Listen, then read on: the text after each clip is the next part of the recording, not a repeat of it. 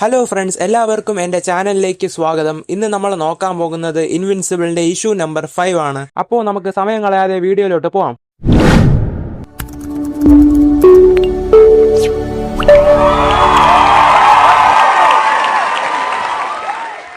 Mark അവൻ്റെ ബെഡ്റൂമിൽ ഇരുന്ന് പഠിക്കുകയാണ്. അപ്പോൾ ആ സമയം വീട്ടിലെ ടെലിഫോണിൽ മാർക്കിന് ഒരു കോൾ വരും. ഫോൺ വിളിച്ചത് അവൻ്റെ അച്ഛനായിരുന്നു.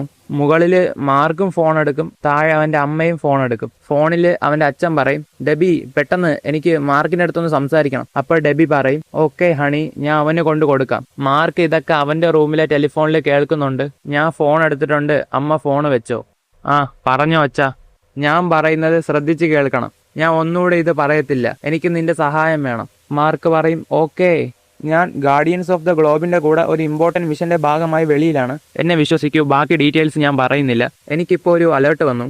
നമ്മളെ സോളാർ സിസ്റ്റത്തിൽ വെളിയിൽ നിന്ന് ഒരുത്ത എൻ്റർ ആയി ഭൂമിയെ നോക്കി വരുന്നുണ്ട്. ഞാൻ ഇവനുമായിട്ട് മുമ്പ് ഫൈറ്റ് ചെയ്തിട്ടുണ്ട്. അവൻ നിന്നേക്കാൾ ശക്തനൊന്നുമല്ല, പക്ഷേ നീ ഇതുവരെ ഫൈറ്റ് ചെയ്തതിൽ വെച്ച് ഏറ്റവും ടഫായിട്ടുള്ള ഒരുത്തനായിരിക്കും. അപ്പം മാർക്ക് മറുപടി പറയും, അതൊന്നും എനിക്കൊരു പ്രശ്നമല്ല. അച്ഛൻ എന്താണ് വേണ്ടത്? അവനൊന്ന് ഇടിച്ച് പിഴിഞ്ഞെടുക്കണം. അവനെ ഭൂമിയിലോട്ട് കയറാൻ സമ്മതിക്കരുത്. നിനക്ക് 12 മിനിറ്റ് സമയമുണ്ട്, അതിനുള്ളിൽ നീ ഭൂമിന്റെ ഓർബിറ്റിലെത്തണം. അപ്പം മാർക്ക് പറയും, ഓക്കെ ഡാഡ്, ഞാൻ ഏറ്റു. പിന്നെ ഒരു കാര്യം കൂടി, ഇന്ന് രാത്രി ഡിന്നറിന് സ്റ്റീക്സ് ഉണ്ടാക്കാൻ പറ്റുമെന്ന് നിന്റെ അമ്മേൻ്റെ അടുത്തൊന്ന് ചോദിക്കോ.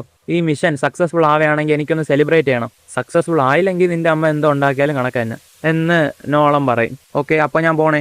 അച്ഛാ നിക്ക്, ഞാൻ സ്പേസിൽ എങ്ങനെയാണ് ഇയാളോട്ട് ഫൈറ്റ് ചെയ്യുന്നത്? എനിക്ക് ബ്രീത്ത് ചെയ്യാൻ പറ്റുമോ? നോളം പറയും, മോനെ, എനിക്ക് സ്പേസിൽ 2 ആഴ്ചയൊക്കെ ശ്വാസം പിടിച്ചു വയ്ക്കാൻ പറ്റും. നിനക്ക് അറ്റ്ലീസ്റ്റ് 1 മണിക്കൂറെങ്കിലും പറ്റണം. ഞാൻ ഇപ്പോൾ പോവുകയാണ്, നിനക്കൊന്നും പറ്റൂല.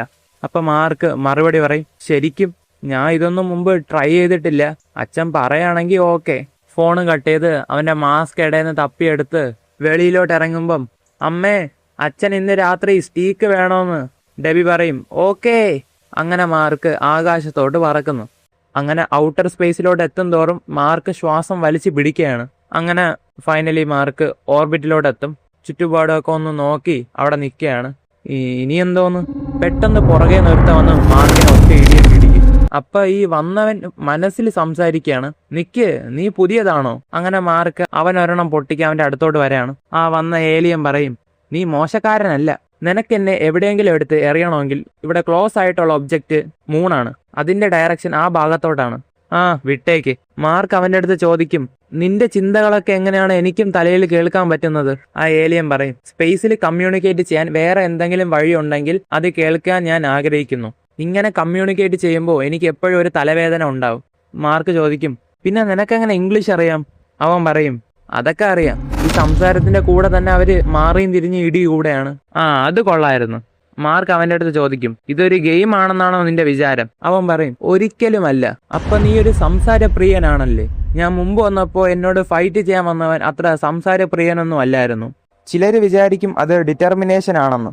പക്ഷെ അങ്ങനെ സംസാരിച്ചാൽ അവരുടെ കോൺസെൻട്രേഷൻ പോവും. അങ്ങനെ നോക്കിയാൽ അതൊരു വീക്ക്നെസ് അല്ലേ?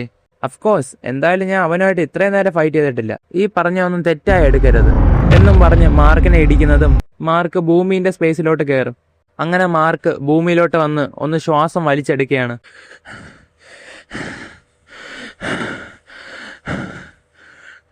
എനിക്കത് വേണമായിരുന്നു.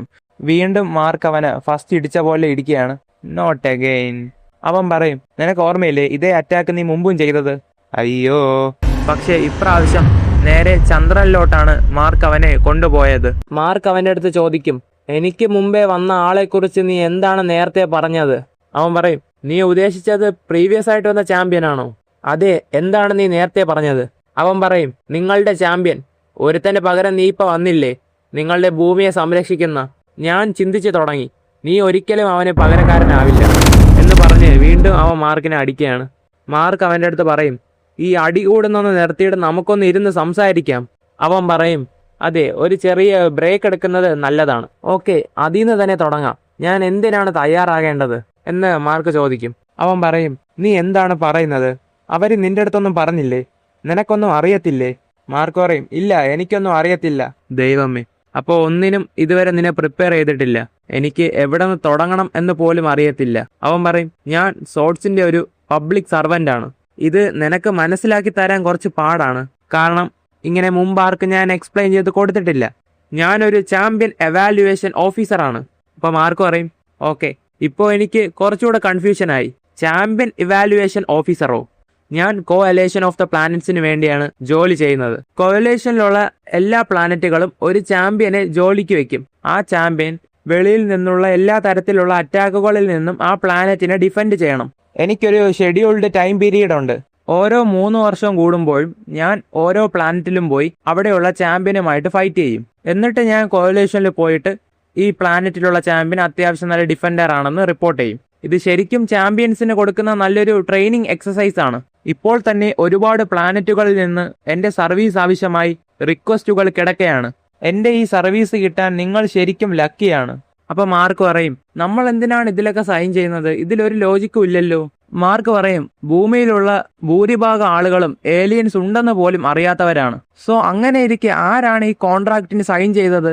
അവൻ അവന്റെ കയ്യിലുള്ള കോൺട്രാക്ട് ഡിവൈസ് എടുത്ത് കാണിച്ചിട്ട് പറയും, നീ എന്താണ് പറയുന്നത്? ഇതിന്റെ കോൺട്രാക്ട് എന്റെ കയ്യിലുണ്ട്. ഈ ഡിവൈസിൽ കണ്ടോ ഉറാത്ത്? മാർക്ക് പറയും, ഉറാത്തോ? ഏത് നരകത്തിലാണ് ഉറാത്ത്? ഇത് എർത്താണ്. അപ്പോ ആ വന്നവൻ ഇഞ്ചി അടിച്ചണക്കിയിരിക്കും. ഓ ക്രാപ്പ്. അവൻ പറയും, ഞാൻ 15 വർഷം ഈ പ്ലാനറ്റിൽ വേസ്റ്റ് ആക്കി. ആ ഉറാത്തിയൻസ് ഒക്കെ ദേഷ്യം വന്നിരിക്കുകയായിരിക്കും. 20 വർഷം കഴിഞ്ഞ് എനിക്കിതിന്റെ ഒരു എവാലുവേഷൻ കൊടുക്കാനുണ്ട്. മാർക്ക് പറയും, ഈ വാർത്ത നിന്റെ അടുത്ത് എത്തിച്ചതിന് സോറി. അപ്പ അവൻ പറയും, ഓ അതിനെക്കുറിച്ച് ആലോചിച്ച് വിഷമിക്കണ്ട. നീ ഇതിപ്പോ പറഞ്ഞില്ലായിരുന്നെങ്കിൽ എന്റെ ജോലി പോയേനെ. എനിക്കിപ്പോ പോണം. അവൻ പറയും, വീണ്ടും നിന്റെ സഹായത്തിന് വളരെ നന്ദി. എന്റെ പേര് അലൻ. നിന്റെതോ? മാർക്ക് പറയും,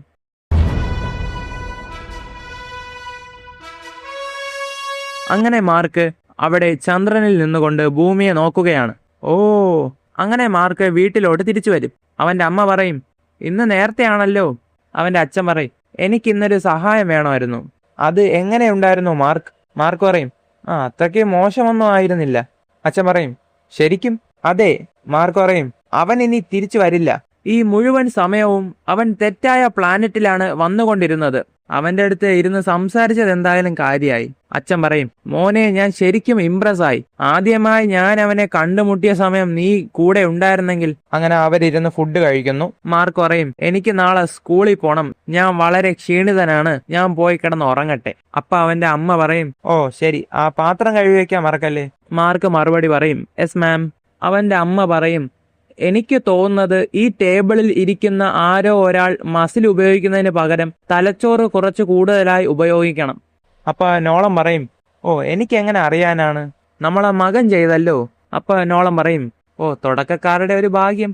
മാർക്ക് അവന്റെ റൂമിലോട്ട് കയറി, ഓ ഇനി പോയി കിടന്നൊന്ന് ഉറങ്ങണം. അപ്പോഴാണ് അവൻ ഓർക്കുന്നത് നാളത്തേക്ക് അവൻ ഒരുപാട് ഹോംവർക്കുകളുണ്ട്. അയ്യോ. അങ്ങനെ മാർക്ക് വളരെ വിഷമിച്ച് അവന്റെ സ്കൂളിലെ ഹോംവർക്ക് ഇരുന്ന് എഴുതുകയാണ്. ഇതോടുകൂടി ഈ ഇഷ്യൂ ഇവിടെ അവസാനിക്കുന്നു. അടുത്ത 6ാമത്തെ ഇഷ്യൂല് നമുക്ക് വീണ്ടും കാണാം.